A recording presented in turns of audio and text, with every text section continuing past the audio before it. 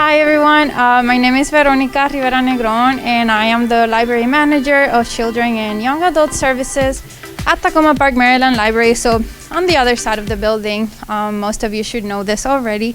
And I'm very, very excited to welcome you all today to see Minh Le's presentation of his new book, The Blur. And as to properly introduce our guest today, one of our teen volunteers, Ada, she will be coming up on stage and reading Minh Le's bio so that we can properly welcome our author today.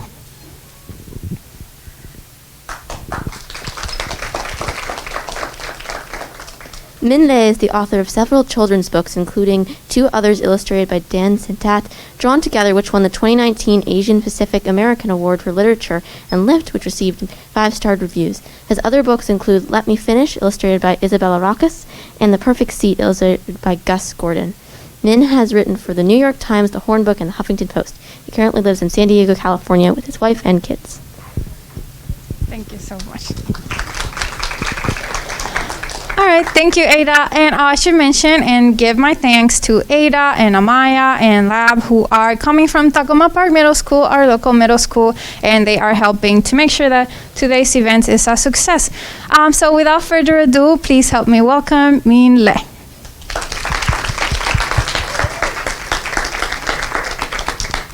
Hello, everybody. Can you hear me okay? I'm going to try not to cry. But as many of you know, this is a super emotional trip for us because we lived in Takoma Park for a long time, and then we moved in November of 2019 to San Diego. And when we moved away, we told the boys, don't worry, we'll be back very soon to visit and see all of our friends. And then, as you know, the world kind of turned upside down.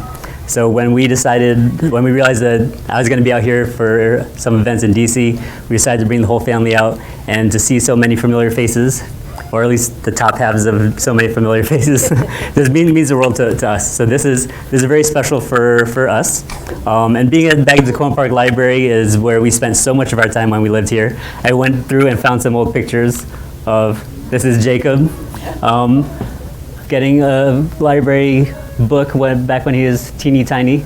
And we had so many events here. For every book that we've written, we've had a launch event with Politics and Prose in Takoma Park Library, so it only seemed fitting to get to do it again. Oh, and I'm going to say thank you, Ada, for that lovely introduction. You did an amazing job. Can we give Ada another round of applause? As someone, when I was your age, I was super, super shy, so the idea of getting up in front of any crowd would have totally freaked me out, so I'm very impressed. Yes, I went through and found like old pictures of this is the first event we did at Politics and Prose. So the first book we wrote is called Let Me Finish, and the illustrator made this purple rhino on the book, and she didn't know that there's actually a purple rhino in Takoma Park right on, what is it, Carroll? Yeah, so we took a little picture of that. But so much of our memories in the past couple years is based in this community and in this space, so it really means a lot to get to come back to see you all. Oh, and there is Karen, who was always such a gracious host whenever we would come down. And that was the last night that we spent here. And we had an event here at the library, and then the very next day, Amy and the boys flew off to California. And now we are finally back. I picked up Amy and the boys from BWI last night, and I walked up to Jacob, and he says, we made it back. It took 3 years longer than we meant to, but we finally made it back. So thank you all for coming out and hanging out with us for the night. We never got to, the first book I was going to read to you all tonight is called Lift. This one came out June of 2020, which meant we weren't able to do any kind of events like this. So I figured it'd be a nice thing to do to read this one with you. And I'm actually going to invite, I think Jacob wants to come up to help me out with this. Ezra, do you want to? Okay, Ezra too, yes. Okay, so raise your hand if young or not so young, if you like to push elevator buttons. Okay, I thought that might be the case. Oh, yes, I thought that might be the case. So this book involves elevator buttons. I'll tell you a little more about the story or the genesis of the story afterwards. But there are some times in the story where there's an elevator button that goes, what? ding. So they're going to hold of a sign. So when they hold the sign, can you say it with me? Ready? 1, 2, 3. Ding. Okay, great. And then there are some places where you have to gasp.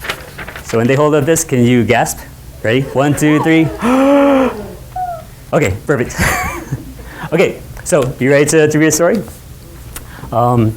I always tell, when I go to talk to kids, I always tell them that as a writer, I never think of a book as being done until it's being read. Because for me, my job is to put the story out there, but it's not done until you're reading it and you're bringing your own experiences and your own thoughts to the story. So for me, this is what the moment when a book finally feels like it's coming to life. So it's really fun to get to share this with you all and with the boys. Okay, so Lift is by me and my partner in crime, Dan Santat. Or as I like to call him, Caldecott medalist Dan Santat, because he won that big fancy award. So, okay, so Lift begins with this family. They're standing outside an elevator, and it's Monday, and the girl says, "Hi, my name is Iris. When I'm feeling a bit down, there's one thing that always cheers me up: pushing elevator buttons. Luckily, that's my job. Up or down, our floor or the lobby, I always get to push the button. Tuesday comes, and Wednesday comes, then Thursday, until one day, ding! Her brother pushes the button. And Iris says, betrayal! And she is so upset. So the parents walk out of the elevator. They're so happy because the brother got to push the button and it's so much fun. But Iris follows afterwards and she's not happy about this at all. So Friday comes, they're back at the elevator. Ding! Oh, sorry, 1, 2, 3. Ding! The elevator opens up. Iris goes inside. She's about to push the button, but then, ding! Betrayed again! Enough is enough. I know it's wrong, but I can't help myself.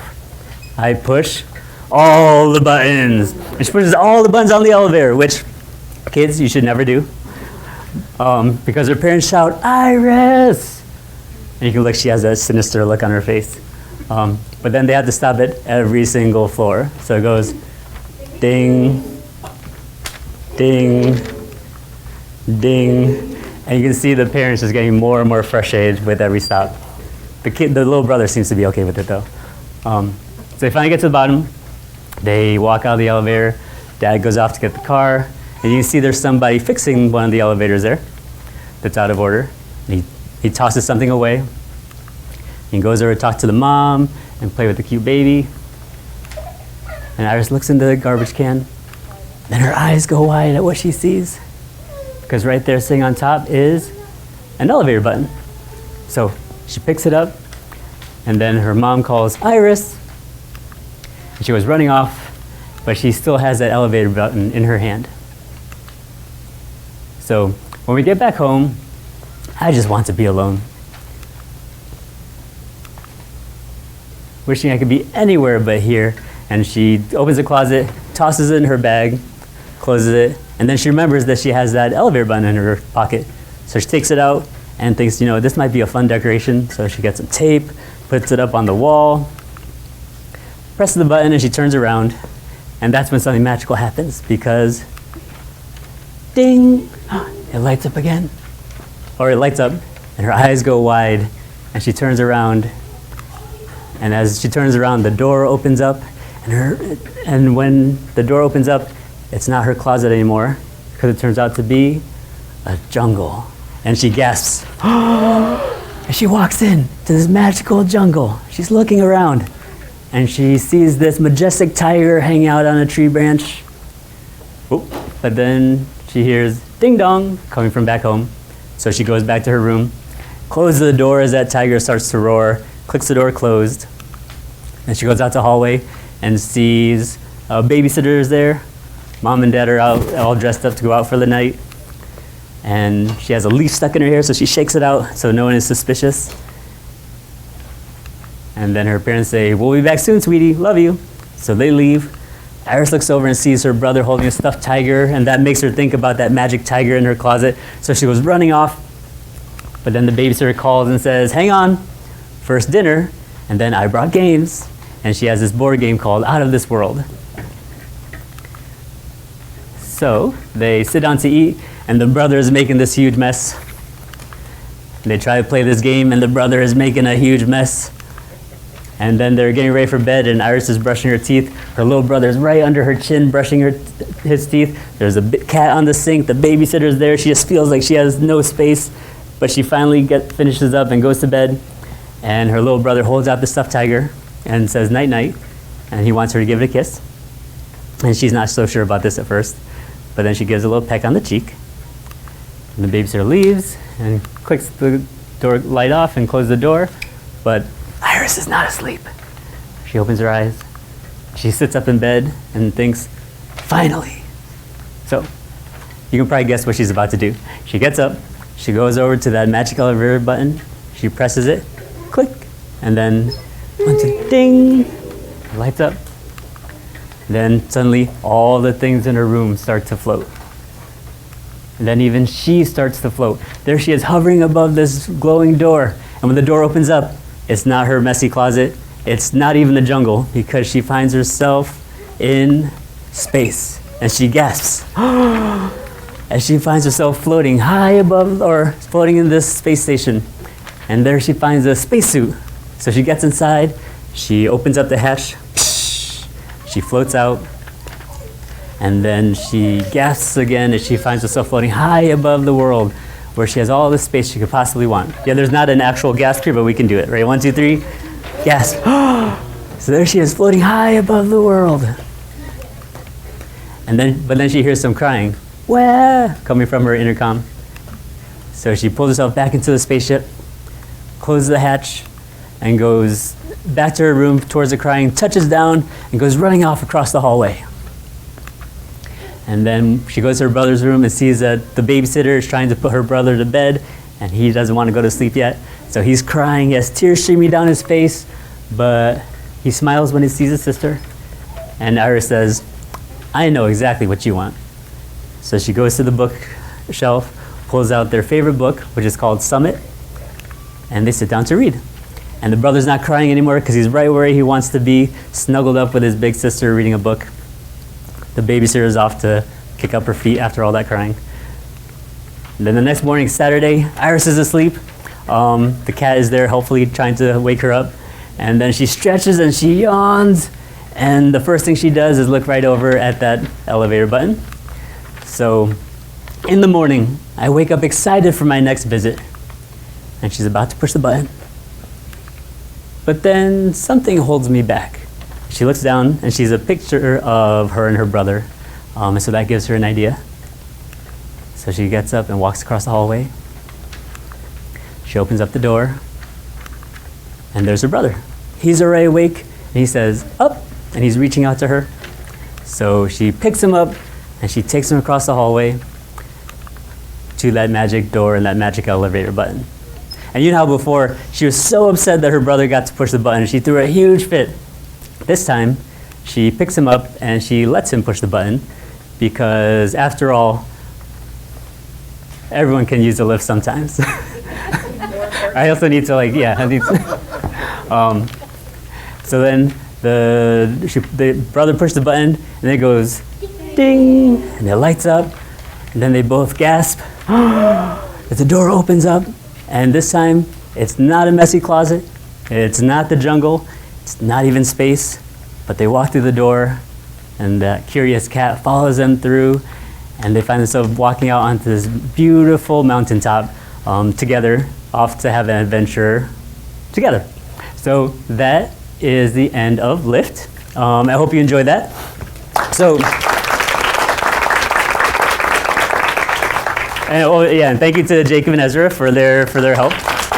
Thank you. Now, I know it's summertime, but I have some bad news for you, because I have a quiz for you all to see if you were paying attention to this. So, you know how she goes to 3 places, right?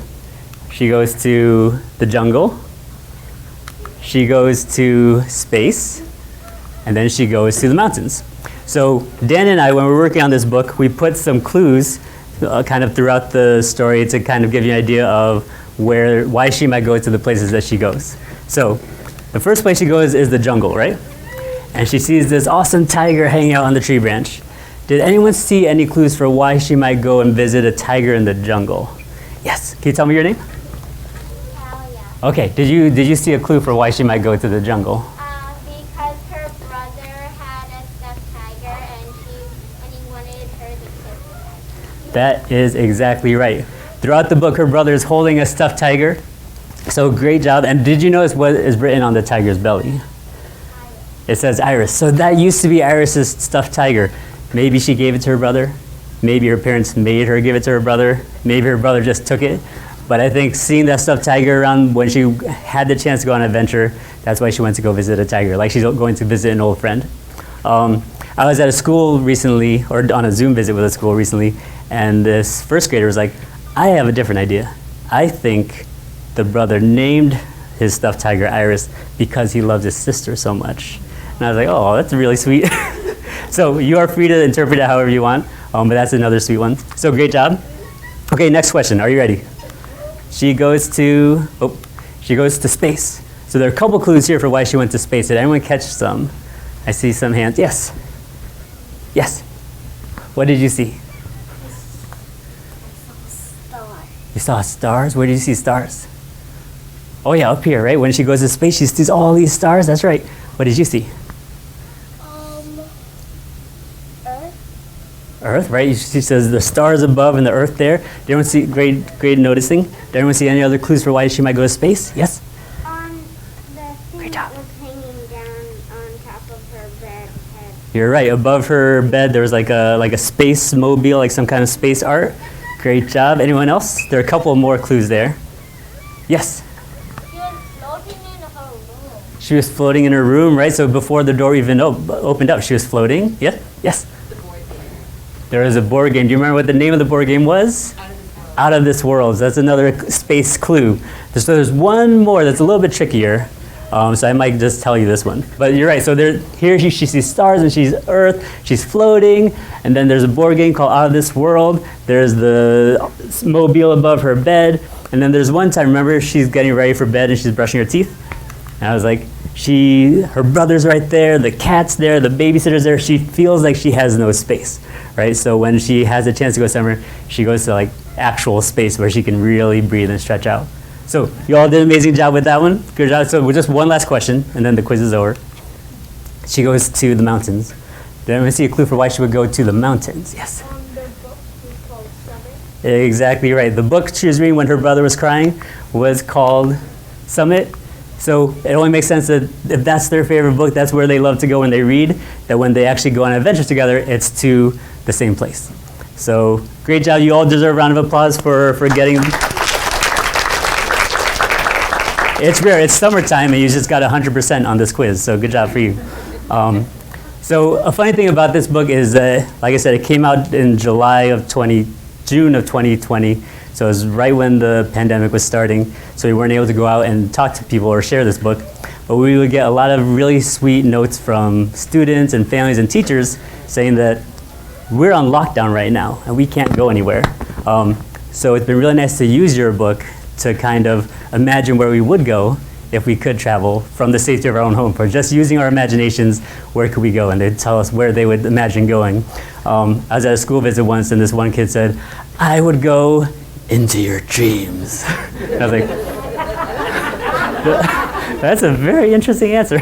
But so what Dan and I did once is we decided to post a printable elevator button online that anyone could, if you have access to a printer, print this elevator button out and cut it out and put it next to your closet at home so you can pretend that you're going on these adventures as well. And we have them up all over the house at our house and just push them whenever we want and just think about where you might want to travel. And the fact that book that was written well before we even heard of COVID was being used during COVID to kind of feel like the world was a little bit bigger than it actually was at the moment, meant the world to me. So that is Lyft, but we're actually here to read the newest book that I have out with Dan, and that is called The Blur. And this one, oh wait, before we do that, I told you I'd tell you about how Lyft was inspired. So I asked which of you like to push elevator buttons, and almost everyone raised their hands. My boys, Jacob and Ezra, love to push elevator buttons, and whenever we'd be out and about, they'd always decide who's pushing the button. If one pushes the button on the outside, the other one has to push the button on the inside. Then there's back and forth and back and forth. So the more I pay attention, I was like, every kid I've ever seen likes to push elevator buttons. So there must be a book here. And then I Googled it, and luckily there wasn't. Because that's really the worst. When you think you have this brilliant idea, and then you realize there have been 20 books that have been written on that brilliant idea already. And then the other thing is, I remember when Ezra was a baby, we were at probably like the Montgomery Mall or something. We walked into the elevator, and I was like watching his face, and the doors close. He's just like looking around this strange room. Then there's that magical ding, and his eyes just go wide. And when the doors open, we step out, and I was watching his face, and it looked to him like we had stepped onto a whole new planet. And I was like, it was probably the 3rd floor of the mall. But to a baby, it's like, what just happened, right? This is like a totally magical experience. So in my mind, I was like, okay, so what if you could recapture that and make that into an actual magical experience and kind of recapture that sense of wonder for a kid and something that we could feel as well. So that's how the idea for Lift came about. You'll notice that all the books I write are kind of inspired by my family and my kids in particular. So the blur is no different. I'll tell you more about the different meanings of the blur in a bit, but I think we should just read it. So this is The Blur by me and Dan Santat. I think of it as the 3rd in a trilogy that we've done together, because the first one was Drawn Together, and that's about kids and their grandparents. Lift is about kids or siblings, and The Blur is kind of the 3rd in this family trilogy. It's about kids and their parents. So, The Blur. So from the beginning, there was something different about this child. Parents, raise your hand if you recognize this particular blanket from the hospital. The supersonic voice as the baby cries, "Wah!" The fantastically elastic limbs, which these little children somehow are able to take over an entire bed. The enhanced hearing. So we lived in a house on Lincoln Avenue, very close here, and my wife and I, after we put the boys to bed, memorized each floorboard to remember like which ones were the least creaky, so we could try to get out, kind of like a scene from like Indiana Jones when you're trying to escape. It worked about 50% of the time, but that's where the scene comes from. Of course, the ability to turn invisible. I have a picture of Jacob standing in the middle of a room with a baseball cap over his eyes, absolutely certain that he was going to win hide and seek. And of course, those ultramagnetic powers that just draw people in as you're walking down the street. While those early days were a total blur, every now and then, time stood perfectly still. And of course, parents, raise your hand if after a long day of parenting, the kid goes to bed and still you're somehow staring at this kid sleeping. Or looking at pictures of your baby on your phone. It's like, until one day, a first step, and the child became the blur, whoosh, always on the move. Racing headfirst toward danger, watch out. Leaving no stone unturned, no corner unexplored. And you can see the parents looking totally shell-shocked. Nothing stands in the way as the blur takes the world by storm. And yet, crash! Still able to freeze time, and everything stops as they go to help the blur with their scraped knees. So the blur flew into life, zipping through days. You can see doing cannonball, going to the fair, Halloween, reading, learning piano. So zipping through days, blazing across weeks, and zooming over the years with birthday parties and the loss of a pet, selling cookies, learning to drive.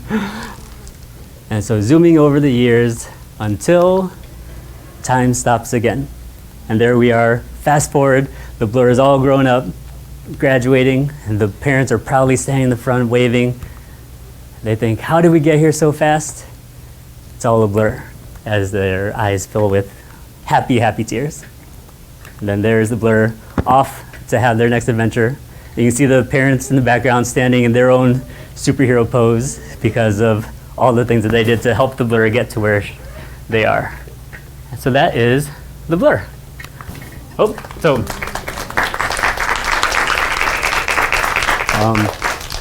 So this is a picture of us when we were taken by the great Lauren Ackel when we first published a book. And now this is us in California, but we are so happy to be back with you all here in Tacoma for at least a little bit and get to I don't know, just be in the same space with you all after so much time. So those are the books, but I wanted to leave time for if people had any questions or just chat for a bit. We did a whole round of hugs before we came in here with people.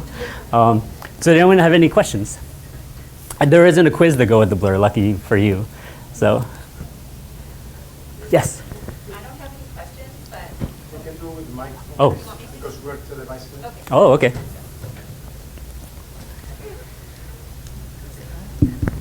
I don't have any questions, but I just want to let you know that I read Lift probably 30 times out loud to all of the kids at Takoma Park Elementary What? School. Takoma Park Elementary, yeah. Because I'm the librarian there. Oh, amazing. And it was a Black Eyed Susan nominee for the state of Maryland. Oh, amazing. Yeah. And our school voted. And at Takoma Park Elementary School, out of 15 different books, Right. Lift won. Yay. So it's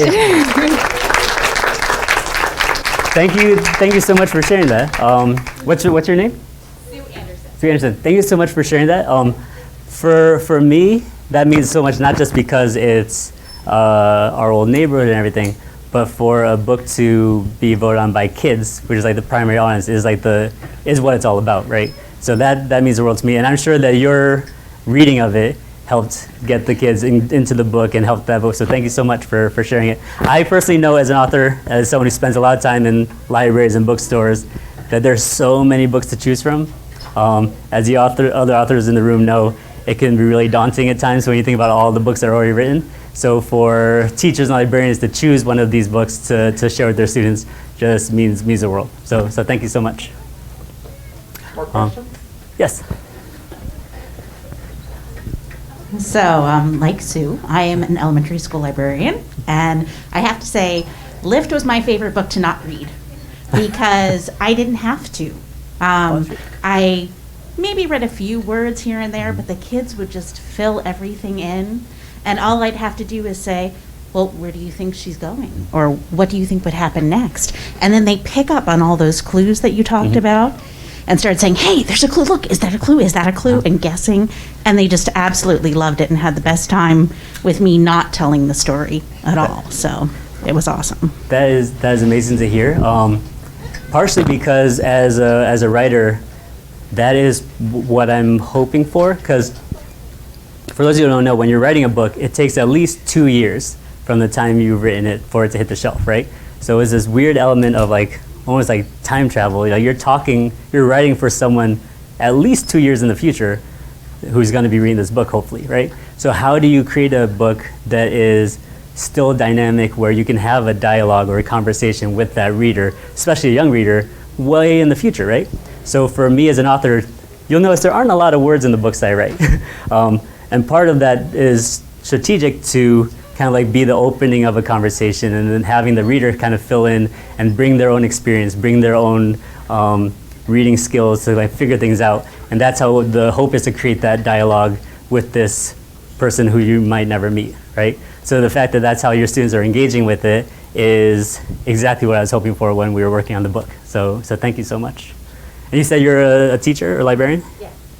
Well, thank you for what all you all are doing, especially after these past couple of years. So there's another. Oh yes. Didn't really have a question. Is this working? Is that on? Oh, there we go. Wasn't a question. I'm here. If anyone has a question, just raise your hand and I'll go to you. Yes. Okay.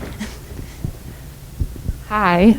I'm so glad that you and Amy are back, and Jacob and Ezra. So great to see you. I'm just really curious, Min, how your process with your illustrator Dan works, in terms of how you all work together and how that collaboration works. Yeah, that's a great question. My basic strategy is to let him do all the hard work, and but In truth, it's like, for me, it's like trying to come up with like a concept that I think is strong enough, but then try to do my best to not step on his toes, to give him something to work with and let him bring his own storytelling skills to it.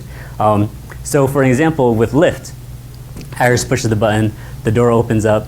In the manuscript, I had like Iris presses the button, there's a magical ding, she turns around, the door opens, and then I just say, whatever you want to do, Dan. So I never told Dan what was on the other side of that elevator door, because I'm like, he's such an amazing artist, he's such an amazing storyteller, I want him to have the space to draw what he wants, to imagine where this would go. So this book was very much like a partnership of like, I was almost like in charge of the real world, and he was in charge of the imaginary world. And for me, that's how like in a manuscript, you kind of like bake in the opportunity for collaboration. Because with a picture book, usually the author and illustrator aren't talking during the process. The author writes the manuscript, goes to the editor and the art director share with the illustrator, then everything goes through that process. And that's been the way in the industry for a long time. But Dan and I are also friends, and I know how talented he is. So like when I'm writing, I'm like, okay, how do I leave as much room as possible for Dan to do what he does? Because for me as an author, when you're working with such talented illustrators, it's in my best interest to let him like unleash all that talent. And I like to draw, I like to paint. I could have illustrated these books. You would not have wanted to read them. No one would have wanted to publish them. But so for me, the dream is that every book that I worked on, I have a picture in my head, but it always comes out more beautiful and more fantastical than I could have possibly imagined. But at the same time, each book is exactly the book I had in mind, which is I think the beauty of this type of collaboration, right? Because none of these books, it's exactly what the story I wanted to have out there, even if I couldn't quite picture it. The way I described it to someone recently is like, it's almost like when you wake up from a dream, right? You don't necessarily have a very clear picture of exactly what happened, but you have an idea, you have a feeling of what it looks like. So it's almost like I'm just kind of like very vaguely describing what's happened in this dream. Then I hand it to Dan, and he has the vision and the talent to kind of bring it to life in such a beautiful way. So thank you for that question, and we're so happy to be back and see you. Anyone else? Yes. I have a question and also a comment. The question is, how much time does, in a couple of these cases, does it take to get to just the first draft of the manuscript, right, or whatever you call it? Like, does that take a week, or does that take a year to get that ready to hand it, to bring it to your collaborator? Right. That's a really good question. Except for the first book that I wrote, when you're trying to break into the industry, you have to have like your first manuscript like as final as possible to send off and sell. For the rest of the books, I've been able to sell them based on just like a 2-word description, so just like the concept. So like for Lift, it would have been like emailing my editor and saying, I have an idea for the story, it's called Lift. A girl finds a magic elevator button that transforms her closet into a magic elevator that takes her off to fantastical worlds. So that was basically like the idea. And from there, I worked with the editor, and then she's like, okay, so write me the story. I'm like, now I gotta write it. But I would say from that point, from having the idea to finalizing the manuscript, usually takes about 3 months or so, depending on timing, 3 to 6 months. And even though there aren't a lot of words, because there aren't a lot of words, we have to work really hard to make sure that every single word that there has a purpose, is there for a reason. And so we want to, and my strategy for writing is trying to have as few words as necessary. And so there's a quote that I always point to when I talk to people about writing from the author of The Little Prince. And his name is Antoine Saint-Exupéry, and he wrote this book called Wind, Sand, and Stars, and it's about the early days of flight because he's also a pilot. And this is back when you were actually building the plane and figuring out how it works. And he had this quote that I always point to because I think it's the best quote for the best writing advice that I can think of. And he says, perfection is achieved not when there's nothing left to add, but when there's nothing left to take away, right? And so I think of that as I'm writing and I have this manuscript and trying to get the story out there, and then you're staring at this blank page and you're trying to fill it up and like think about what the story is. The last stage is trying to go back and like kind of like stand down anything that's not necessary, take out anything so you're not weighing down your manuscript without anything that doesn't need to be there. So I would say my process takes about 3 to 6 months to go back and forth a little bit to get it just right. But the picture book process itself takes at least 2 years, which was a surprise to me when I first started. But thanks for that question. Yeah. The follow-up comment is about, or just sort of realization is, though I'm not a big reader generally, of course I've been reading to these guys a lot for the last 10 years, and your books are, as you were reading them to us, it occurred to me that like I enjoy them because of the space and because of the sparseness. I enjoy them the same way that I enjoy music that's put together in that exact way. You know, I mean, it really sort of conjured in my mind that same experience of listening to music with a lot of space in it. You know, so it was just something I thought I'd share that came up for me. That's really great. I'd never heard it described in that way, but that kind of vibes with the way I like to write, because when you're writing a book like this, it's partially about the story, but it's also partly just like creating a mood and creating like an emotional response, right? And hopefully that's like the same as music. It's like you're reading it and it's triggering something, or it's touching upon something in you that's not necessarily because you're just reading a story, right? It's like there's something, just like good music makes you think about other things and kind of brings out these emotions and these memories. So that's awesome. So thank you. Anyone else? Oh. Actually, forgot I had a question. So, do you plan to do any other books with Dan going forward? So I will do as many books as they'll let me do with Dan. We have a 4th book in the works right now, and not with Dan, but I have, including the new one with Dan, 6 more books coming out in the next 2 or 3 years. So I've been lucky to, when I started out with writing, my hope was just like, if I could just get 1 book on the shelf, that'll be like the dream. That seemed like the impossible dream, right? And so the fact that I get to keep doing this and they haven't, kicked me out of the club yet has been really special. So I would like to keep doing books with Dan as long as we can. He and I have a really nice partnership. I was listening to an interview with him recently. He's like, yeah, Minh feels like my third arm. He's just like a part of my creative process, and we just kind of know how each other think, and like I know how he likes to write.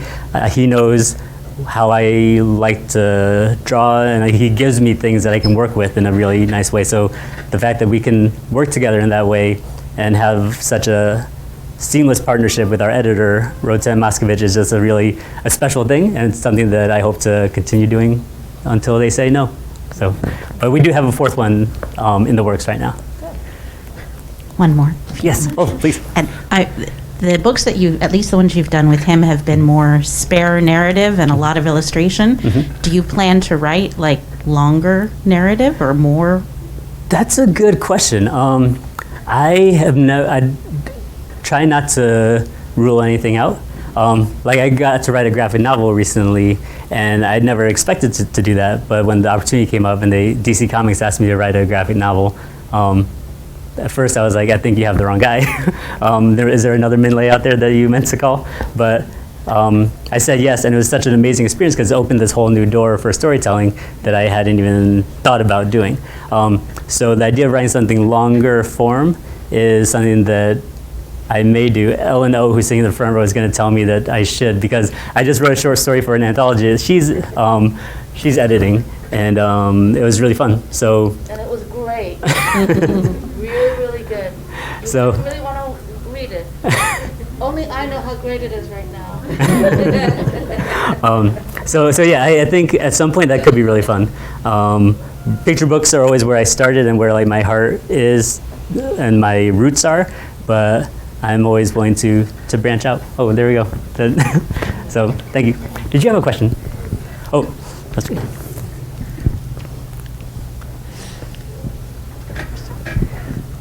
Yes. I like my cousin. You like your cousin? Nice. Is this your cousin? Yes, and she's pretty. Oh, that is one. Oh, you are very lucky, both of you as cousins, to have that kind of relationship. That's beautiful. Maybe you should go through a magic elevator Yeah. door together, right? Thank you for sharing that. Can you tell me you and your cousin's name?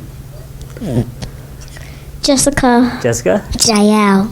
Well, I love seeing this beautiful cousin relationship, so thank you for sharing. Anyone else? Yes. When did you start writing children's books? That is a great question. When I graduated from college, so I spent 4 years in college. I got a I majored in psychology, had a minor in religion, and I didn't really do anything with it. but the one class I took that really stuck with me was a course on children's literature. And so when I graduated from college, if you asked me what I wanted to do, my answer was, I want to work in a small town library, and I want to write children's books. And thankfully, my parents didn't faint on the spot when I told them that, but they've always been super supportive. So I've always wanted to do that for a long time, but it wasn't until about 15 years later that after I had gone off and gotten different jobs and gone to grad school, that I was ready to kind of embrace that idea and start writing again. So I'd always write like these ideas in these books, but then I'd always kind of put them away. And then my wife, Amy, who everyone knows here, was kind of to give me the kick in the pants I needed to kind of like pick a story and actually like send it out. So I wrote my first one in 2016. I should have been doing it a lot sooner than that, but that's when I first sent out my first idea. If that answered your question. So thank you for that. Anyone else? Yes.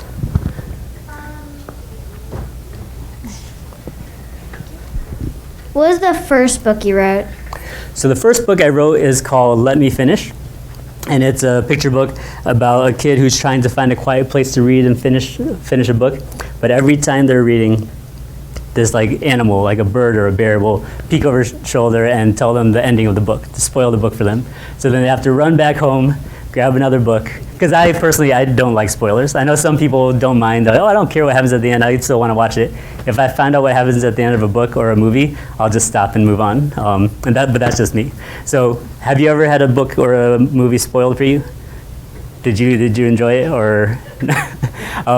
I don't like spoilers. So in this book, the boy keeps getting their book spoiled, so he keeps having to run and find another book, and eventually it's like a chase scene where they're just running away from all these animals until they can finally reach the ending, which is a bit of a twist. So that one's called Let Me Finish, and that was in 2016.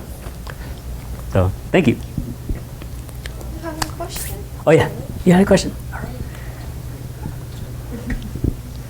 How many books did you wrote? That is a great question. I have 6 books that are out in the world now, and actually, I'm looking at Amy, 7 more on the way. So 13, but only 6 of them are available at the library or the bookstore so far. So yeah, a great question. Sorry.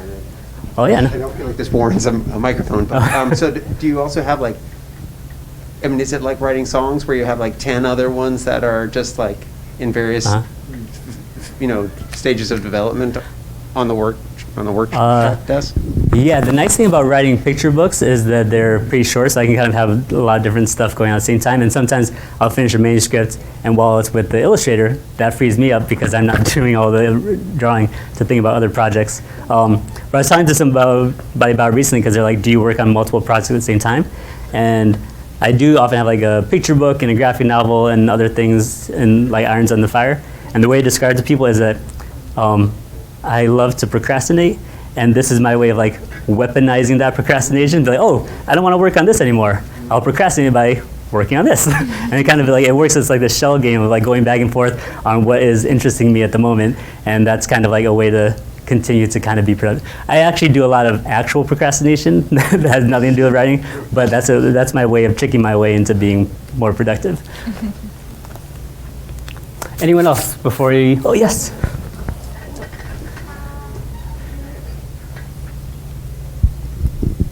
How many ideas do you usually go through before you get to the final product? Ooh. You sound like an editor or a writer in training. That is a great question.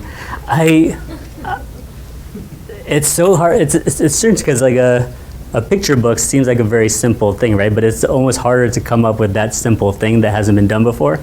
So I'll be up late at night just like thinking through different ideas and just trying to find something that works.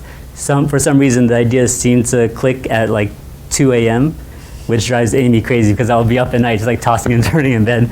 But I go through lots of ideas, and a lot of them aren't quite exactly right. And if I have trouble coming with ideas, I'll like go to we live in San Diego now, and we'll drive down to the beach, and I'll just like go for a walk and kind of clear my head. And the way I try to think about it with people is like, I think there are story ideas like all around us at all the time, but too often like I'm walking around on my phone and I'm not paying attention, or I'm doing this or I'm doing that, and there's so many things to distract you, but I think the ideas are right there, right? So a lot of it is like not just coming up with idea, but like quieting myself and being as present as possible so that I can notice those ideas that are around us.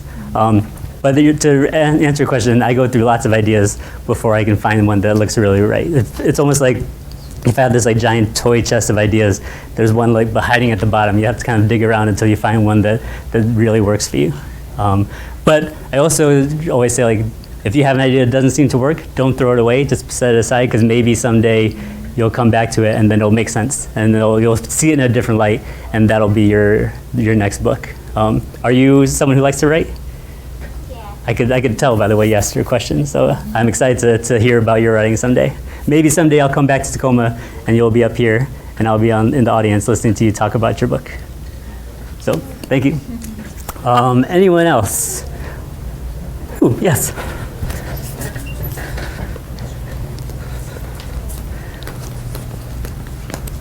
I love drawing. You like drawing? Okay, so I do a lot of books with Dan Santat, but I'm always looking for other illustrators as well. So if I come up with a book idea, where should I call you and see about illustrating it for me? Okay. What kind of things do you like to draw? A rocket ship. A rocket ship? Okay. Okay, so I'm going to go home and write a book about a rocket ship now and see maybe we can partner someday. Yes? I like to read. You like to read? Yeah. Excellent. We need readers out there. What kind of things do you like to read?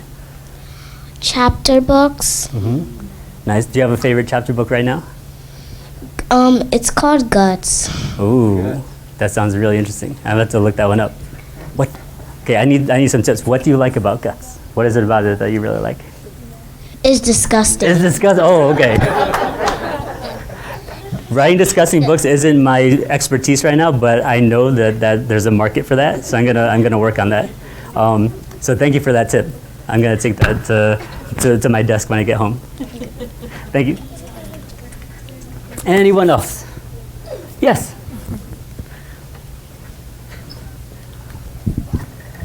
Have you ever gotten inspiration from other books? Yeah, I get inspiration from other books all the time. And a funny one is, so one of my favorite books is Harold and the Purple Crayon. There's this classic picture book. And in Takoma Park, in our neighborhood, there's a little free library. And there's a picture of Harold and the Purple Crayon on that little free library, right? And when Jacob and Ezra were young, we walked that route to get to his preschool. And when they were walking by, he sees Harold and Purple Crayon. He goes, "It's drawn together!" Because it's the character who's drawing, and in the other book I wrote, Drawn Together, there's a character who's using a magic marker to draw and create the world around him. I was like, oh, I guess you're right. He identified that influence on that. So every book that I've written, I feel like you can trace back to in some way to a book that I've read at some point that inspired me and made me want to, not just made me want to write, but made me fall in love with books. And so I have that love of particular books, and that's something that I carry with me when I'm writing. So yeah, every book that I've written is in some way inspired by another book. But that's another great question. Are you also a writer? I haven't really published any books, but I'm like trying to start books. That's every book has to start somewhere, right? And can I tell you a secret? You've probably written some stories, right? I bet you've had at least the start of a story that has twice as many words as the books that I've written. because the books I've written don't have that many words. If you pull out one of your assignments or one of your stories, and you count the words, I bet you it has more words than my books. So I might need to come to you for writing advice on how to get more words, more disgusting words maybe, so I can write a book number 14. But thank you for that question. Oh, yes, another one.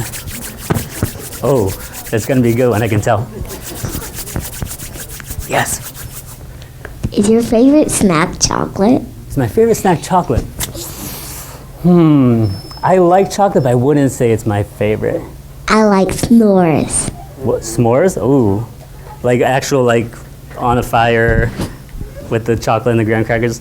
I have to admit, I like s'mores, but they're a little bit sweet for me. Never. No, never.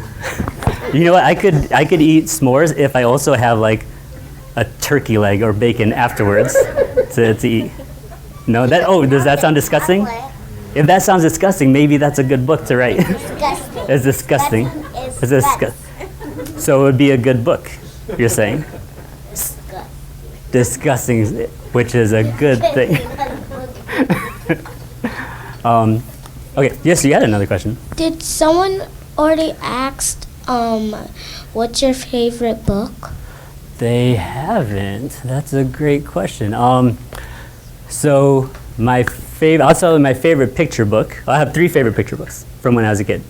One is Harold and the Purple Crayon. Another one is there's a monster at the end of this book with Grover who's like doesn't want you to turn the page. And there's another one called A Chair from My Mother, which is a beautiful picture book about family. So those are my 3 favorite picture books when I was a kid. Right now, one of my favorite books is one called The Sound of Silence, which is a new picture book from a few years ago about a little boy who's looking for what silence sounds like. And he kind of goes through a city and hears all these different sounds, and then he ends up finding it in the pages of a book. When he reads a book and all the sounds from the world kind of disappear, and that's how he finds that sound and that peace and quiet. So that's my favorite picture book so far, or recently. But do you have a favorite book besides Guts? Yes. Guts is your favorite book. That's just the most disgusting book. It was that book the first one you said. Which one? Harold Harold and the Purple Yeah. Crayon? That's your favorite book? Hey, we have that in common. You have a favorite book too. You have cool hair. I have cool hair. Okay, thank you for saying. Can I tell you a secret? I forgot to tell you this because I've been telling people during the pandemic when we couldn't go out, I had to start doing something that I used to do in college, and that's actually cut my own hair, right? Which works really well when you're only seeing people on Zoom and they can only see this part of you. But now that I have to operate in 3 dimensions again, if you see anything funky going on in the back or the sides, I'm just asking you to just ignore what you see. But thank you, I appreciate it. I like your hair too. Anyone else? Oh, Ezra over here has a question. Oh, wait for the microphone. Well, in lift, when I think you should put a gasp when if he looks at the elevator button in the trash. I think you should put a gasp there.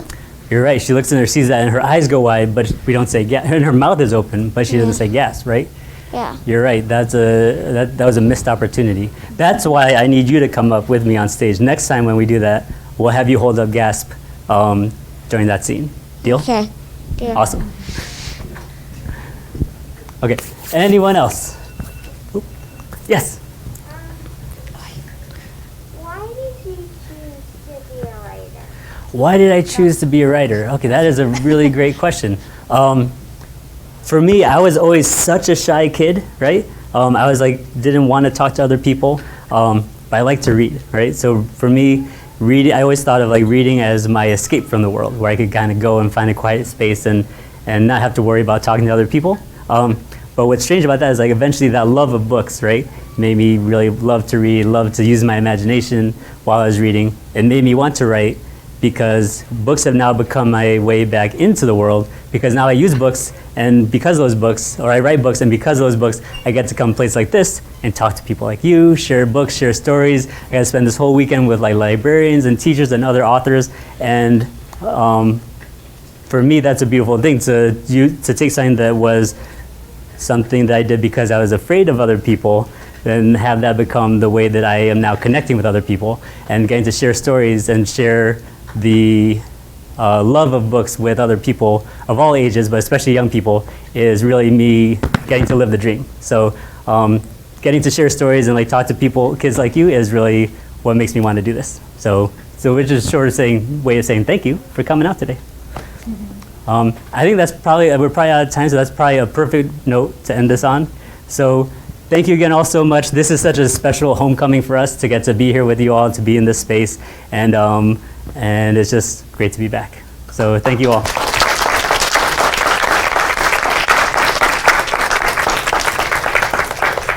Thank you so much.